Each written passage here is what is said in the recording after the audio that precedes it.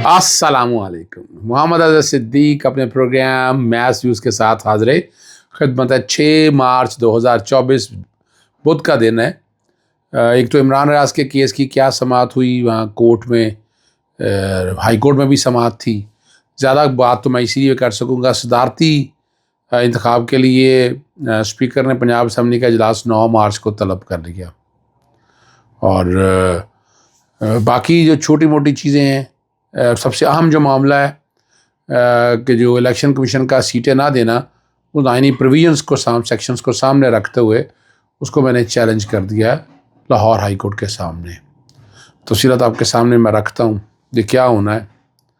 اور صدارتی ریفرنس پر supreme court نے اپنا حکم جاری کر دیا ہے.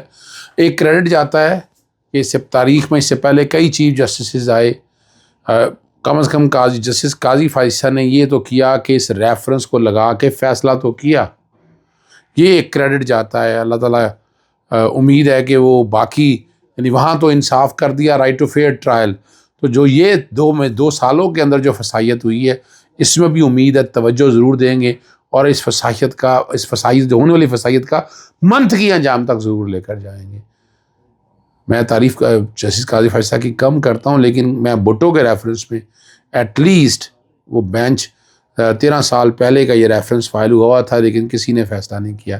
آصف علی زرداری صاحب صدر تھے، ٹھیک ہے نا جی، اور انہوں نے اپنے دور میں لے کر آئے تھے. سوال بہت سے تھے.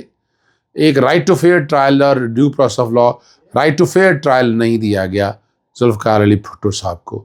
فیصلہ جو کہ فائنلٹی ہو چکا ہے، ریویو خارج ہو چکی ہے، وہ نظرثانی کے اوپر نظرثانی نہیں ہو سکتی. یہ جورسپروڈنس کے خلاف جائے گی. تو یہ کریڈٹ میں دوں گا. اگلی بات ہے عمران ریاض کے کیس کے حوالے سے. عمران ریاض میں 3 مختلف درخواستوں کی سماعت لاہور ہائی کورٹ کے سامنے ہوئی. پہلے تھا کہ جو ریمانڈ دیا تھا 6 دنوں کا، اس کو چیلنج کیا تھا کہ وہ مکینیکل تھا، کوئی وجہ ہی نہیں تھی. 4 لائنوں میں لکھ کے آپ نے ریمانڈ دے دیا، اب جسٹیفیکیشن کوئی نہیں تھی. یہ کل فائل کیا تھا، ویسے تو پیر والے دن فائل کر دیا تھا کہ لگ جائے، لیکن یہ کل لگا جسٹس عالیہ نیلم صاحب اور جسٹس فاروق قادر صاحب کے پاس. انہوں نے سننے سے معذرت کر لی. آج جسٹس شہرام سرور جسٹس وحید خان کے پاس لگا.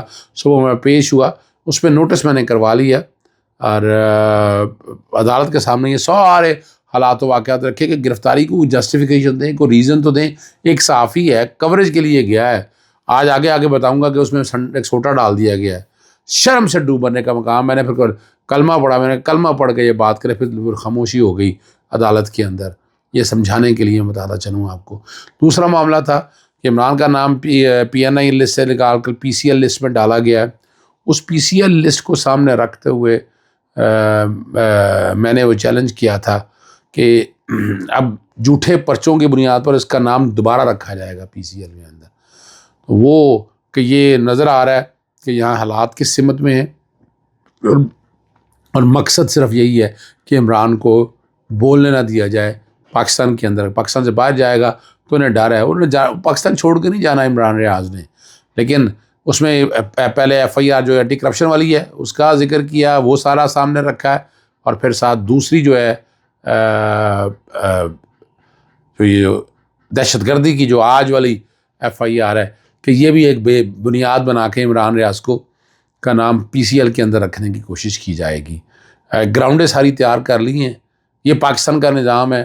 ہنسنے کے علاوہ میں کچھ نہیں کہہ سکتا اس عدالتی نظام کے اوپر، اس پولیس کے نظام کے اوپر، کہ یہ کیسا کرپٹ نظام ہے. تیسرا جو معاملہ تھا وہ عمران ریاض کے خلاف کو پرچے، ایف آئی آریں مختلف، اگر کوئی تھانوں میں ہے، اینٹی کرپشن میں ہے، دہشت گردی کا کوئی پرچہ ہے، تو اس کی تفصیلات کے لیے وہ جسٹس شہرام سرور صاحب کے پاس کیس کی سماعت ہوئی. پہلے کیس کی سماعت جسٹس شہزاد علی صاحب نے کی، اور شہرام سرور صاحب نے اس پہ نوٹس جاری کرتے ہوئے اگلے جمعے کے لیے رکھ لیا ہے کہ اگر کوئی ایف آئی آر ہیں، کوئی ڈیٹیلیں ہیں، ساری کی ساری تفصیلات فراہم کی جائیں. اور وہ امید ہے کہ اس ڈیٹ تک سامنے آ جائے گی. آگے چلتے ہیں آپ کو لے کر کہ اسی کیس کے اندر عمران ریاض کا آج جو کہ ریمانڈ ختم تھا، آگے پیش کرنا تھا، تو پولیس پہلے ہی جوڈیشل لکھ کے لائی ہوئی تھی. بڑی لمبی چوڑی بحث ہوئی. پرانی ایف آئی آر یعنی 24 مارچ کا یہ ہے کہ جب عمران خان صاحب کے گھر میں ایف آئی آر پوری پڑھی گئی کہ عمران خان کے گھر میں کس لیے آئے تھے، صرف اور صرف وہ نان بیلیبل وارنٹ اسلام آباد کی پولیس لے کے آئی تھی. آپ نے دیکھا کہ وہ صرف ایک علاقے کی پولیس نہیں تھی, کتنے علاقوں کی پولیس تھی, وہ آپ کے سامنے ہے. عمران ریاض وہاں بالکل گیا صحافتی ذمہ داری کے لیے. جو صحافی وہاں موقع پہ موجود تھے, آج عدالت کے اندر بھی وہاں پر موجود تھے, اسامہ غازی بھی وہاں موجود تھے, بول چینل میں اکٹھے تھے. میں نے بتایا کہ میں اس دن عمران ریاض کے ساتھ وہاں پر موجود تھا ٹی وی پروگرام کے اندر. تو یہ وہ ساری ایویڈنس بھی پیش کر دی, اور ساری ویڈیو جو ہے لے کر گئے ہوئے تھے کہ تمام ویڈیو سپاٹ کے اوپر کہ عمران ریاض نے ایسا کوئی کام نہیں کیا. عمران ریاض صرف اپنی صحافتی ذمہ داریاں پوری کرنے کے لیے گیا, اور جو وقوع کا ٹائم بتایا وہ غلط ہے. تو وہ ساری کہا کہ یہ ویڈیو آپ چلا لیں, یہاں اپنی تسلی کر لیں, عمران ریاض کا اس سارے وقوع سے یا کیس سے کوئی تعلق نہیں ہے. یہ چیز ساری سامنے رکھی, عدالت کے سامنے بھی رکھی. عدالت نے پوائنٹ سارے ایف آئی آر یعنی پوری ایف آئی آر پڑھ کے بتائی. پھر جو تتمہ بیان کہ اس کی حیثیت کوئی نہیں ہے, وہ اکتوبر میں کیا جب عمران ریاض غیر قانونی حراست سے آگے واپس. تو اس وقت لکھا کہ جناب ان کے سوشل میڈیا پہ تصویریں دیکھی تھی. اب ایک صحافیوں کے جو اپنا کام کرنا ہے اسے روکنا کیسے ہے؟ پاکستان میں یہ فاشزم چل رہی ہے. پاکستان میں آج بھی ہم پتھروں کے دور میں رہ رہے ہیں. شاید اس وقت بھی یہ تکلیفیں اتنی نہ ہو جتنی تکلیفیں اب آپ کے سامنے یہ نظر آ رہی ہیں. یہ چیز بھی عدالت کے سامنے رکھ دی, اور کہ ان کے پاس اگر کوئی ایویڈنس ہے تو وہ بتائیں. 109 میں زیادہ آ سکتا ہے, تو 109 میں کیا, کس کو مضروب کیا, کس کو نقصان پہنچایا, کیا ایسا تھا, کوئی ایٹریبیوشن ہے کسی طرف سے. اور پھر عمران ریاض نے بھی وہاں پر بتایا. اب آپ پیچھے اب دیکھ رہے ہوں گے عمران ریاض جیل وین میں وہاں موجود رہا, ملاقاتیں رہی ہیں وہاں عمران کے ساتھ. تو وہاں آپ دیکھ لیں کہ کیا حال وہاں پر رہا.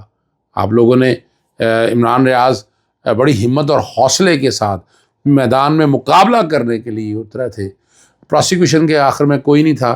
انہوں نے کہا جناب ایک ڈنڈا برآمد ہوا ہے, تو اس پہ میں نے پھر کلمہ پڑھ دیا. میں نے کہا اب جواب دیں, اور وہ خاموشی ہو گئی پوری عدالت میں. جیسا بھی خاموش ہو گئے کہ یہاں یہ جوڈیشل یعنی اب ضمانت کی طرف بات لے کر جانے والی باتیں کہ ضمانت دائر ہوگی, ضمانت پہ پھر ضمانت ہوگی. اور یہ 9 مئی کا واقعہ نہیں, میں پھر بتاتا چلوں, یہ کنفیوژن نہیں کرنی ہے. سیدھا سیدھا کیس ہے, بیل میں زیادہ وقت نہیں لگا, ریکارڈ آگے پیچھے کرنے کی کوشش کرتے رہیں گے. مجاز صاحب نے دیکھ لیا ہے, لیکن یہ کیس بڑا سیدھا سادہ ضمانت کا کیس ہے, اور بہت جلد عمران ریاض آپ لوگوں کے پاس ہوں گے. آخر میں جو ریزرو سیٹیں ہیں وہ الیکشن کمیشن نے لے کر اپنی مرضی سے بانٹ دی. آئین میں ایسی گنجائش ہی نہیں ہے, آئین توڑا گیا. آرٹیکل 6 کا نفاذ بنتا ہے. آرٹیکل 51 اور 106 کو سامنے رکھتے ہوئے یہ درخواست دائر کر دی ہے, چیلنج کر دیا ہے اس کو میں نے. اور میں نے وہ سارے پوائنٹ یہاں پر لیے ہیں کہ جس کی بنیاد پر میں ثابت کروں گا کہ الیکشن کمیشن کا جو ایکشن ہے یہ آئین کے خلاف ہے, یہ قانون کی خلاف ورزی ہے.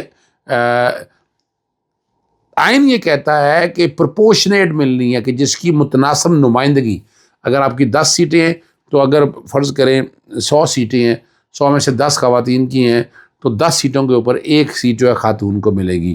یہ کہ میں آئیڈیا دے رہا ہوں. تو متناسب نمائندگی جتنی میری سیٹیں ہیں, تو پاکستان تحریک انصاف کو تو پہلے پارٹی کے طور پر الیکشن لڑی دی ہیں, وہ چیلنج کیا میں نے, اور پھر اب اس سے الیکشن سمبل بھی لے لیا. الیکشن سمبل تو لے نہیں سکتے تھے آپ, لیکن لے لیا الیکشن سمبل. اور اس بنیاد کے اوپر اور اب پاکستان تحریک انصاف کو الیکشن نہیں لڑنے دیا, جہیز کا پورا سامان دے دیا, اس پہ وہ لڑائی لڑتے رہے, اور کینڈیڈیٹ پھر بھی سارے جیت گئے ان کے. فارم 47 کی کہانی آپ کے سامنے آ گئی ہے, کتنا فراڈ ہے, کتنی جال سازی ہے, آپ خود اندازہ لگاتے. لوگوں نے پورا اس کا پوسٹ مارٹم کر کے رکھ دیا ہے. فارم 45 اپلوڈ کی ہیں, 47 سامنے رکھا ہے.